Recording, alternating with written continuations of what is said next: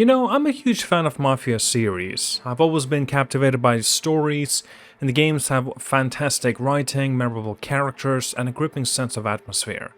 If you've never played Mafia Definitive Edition, or by following it with Mafia 2, you're in for one of the gaming's best narrative experiences. Even with their strengths, though, the Mafia titles face two major challenges. First, the open world sections have never quite worked. Publishers wanted big maps, probably because Grand Theft Auto proved how popular open world games can be, and however the developers never seemed fully comfortable with that format. While the cities in Mafia 2, Mafia 3 and the definitive editions are indeed beautiful and full of period-accurate details, the gameplay in those wide open spaces can feel quite repetitive. Second though, stretching a focused cinematic story over dozens of hours of open world tasks hurts pacing. In Mafia 3, for an example, the core narrative is compelling, but it's stretched across 20 hours of gameplay. You clear enemy hideouts, collect items, and complete side missions to advance the plot, but these tasks often feel like filler.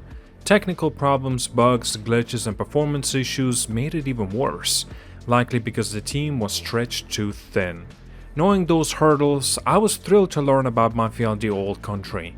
This game is a prequel, revealing how the Salieri family begun. Most importantly, it abandons the open world model. From the gameplay trailer, it's clear that the designers chose more of a linear, level-based approach. You move from one crafted scenario to the next, each built to highlight key story beats. There's no giant map to roam. Instead, you follow a clear path through the cinematic moments and focused gameplay scenes. Some fans might worry this feels like a setback, but I think it actually might be the right choice. If you can deliver a great open world, don't force one. The Mafia series has always shown when creators concentrate on the atmosphere, characters, and the storytelling. Cutting free roam distractions lets team play to its strengths. In the trailer, every scene feels cinematic, from tense shootouts to high-speed chases and dramatic horseback escapes. It feels more like an Uncharted than Grand Theft Auto. I still have questions, especially about the shooting mechanics. The trailer blends cinematic clips with the gameplay, so it's quite hard to judge the gunplay. And based on Mafia Definitive Edition, I expect solid third-person controls, but I'll wait for the hands-on footage just to be sure. For me, shooting is secondary to narrative, but still quite important. Additionally, the trailer included nods to earlier games, the high-speed race from Mafia 2, classic Salieri car designs, and echoes of the old mission themes. Those fan service moments reminds me why I fell in love with this franchise.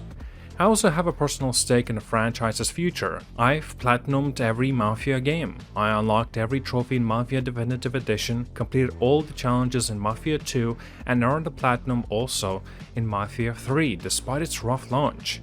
That meant replaying missions, mastering weapons, and hunting down every collectible. It took dozens of hours across 3 games, but I did it. My dedication shows how much I believe in the series.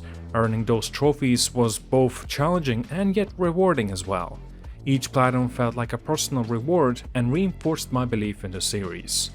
Of course, Hangar 13's record can't be ignored. The biggest missteps was Mafia 3 in 2016. That game arrived with bugs and performance issues.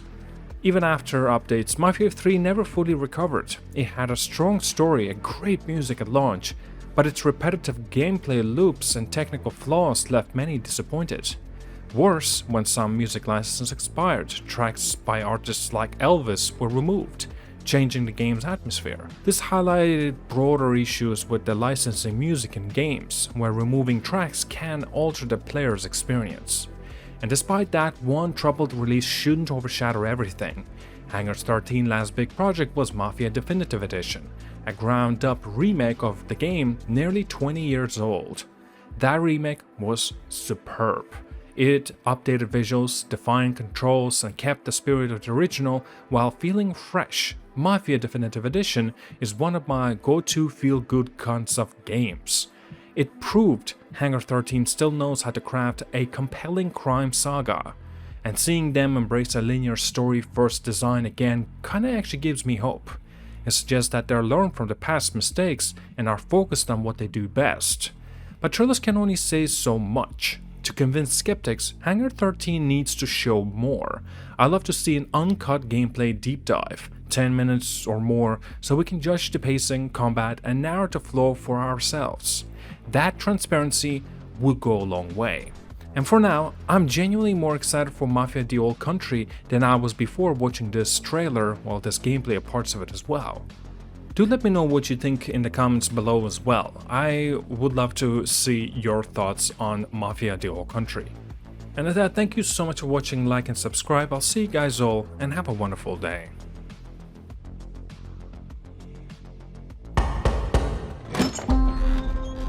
Come in. Bravery is not common in this world, and so loyalty, honor, obedience, they set the man apart from the rest. You took care of Messina, but this matter is not yet resolved. Will you help me bring it to a close? Of course, Dr. Rizzi.